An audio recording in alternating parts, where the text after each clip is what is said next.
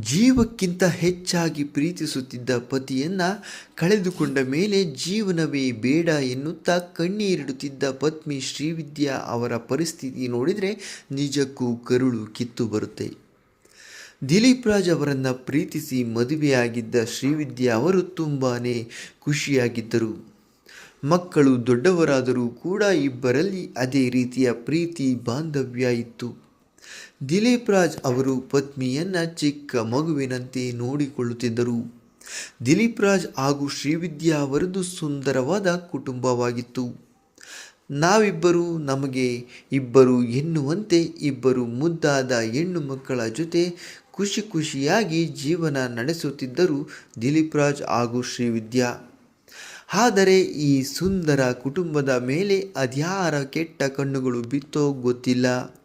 ಆ ದೇವರು ಪತ್ನಿ ಹಾಗೂ ಮಕ್ಕಳಿಂದ ದಿಲೀಪ್ ರಾಜ್ ಅವರನ್ನು ದೂರ ಮಾಡಿಯೇ ಬಿಟ್ಟ.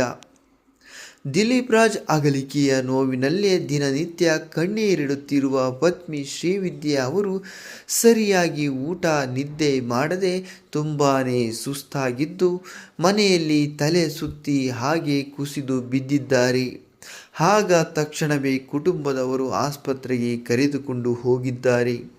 ಸರಿಯಾಗಿ ನಿದ್ದೆ ಇಲ್ಲದೆ ಹೆಚ್ಚಾಗಿ ಪತಿ ಬಗ್ಗೆ ಯೋಚನೆ ಮಾಡಿದ್ದಕ್ಕೆ ಲೋ ಬಿಪಿಯಿಂದ ತಲೆ ಸುತ್ತುತ್ತಿದೆ ಎನ್ನುವ ಸುದ್ದಿ ಸೋಷಿಯಲ್ ಮೀಡಿಯಾದಲ್ಲಿ ಹರಿದಾಡುತ್ತಿದೆ. ಇದನ್ನು ಕೇಳಿ ನಿಮ್ಮ ಆರೋಗ್ಯದ ಕಡೆ ಗಮನ ಕೊಡಿ ಮೇಡಮ್. ನಿಮಗಾಗಿ ಅಲ್ಲದಿದ್ದರೂ ನಿಮ್ಮ ಇಬ್ಬರು ಮಕ್ಕಳಿಗಾಗಿ ಆದರೂ ನೀವು ಧೈರ್ಯ ತಂದುಕೊಳ್ಳಬೇಕು.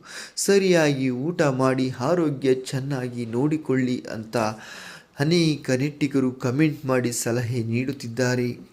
ಶ್ರೀವಿದ್ಯಾ ಅವರ ಬಗ್ಗೆ ನಿಮ್ಮ ಅನಿಸಿಕೆ ಅಭಿಪ್ರಾಯಗಳನ್ನು ತಪ್ಪದೇ ಕಮೆಂಟ್ ಮಾಡಿ ತಿಳಿಸಿ.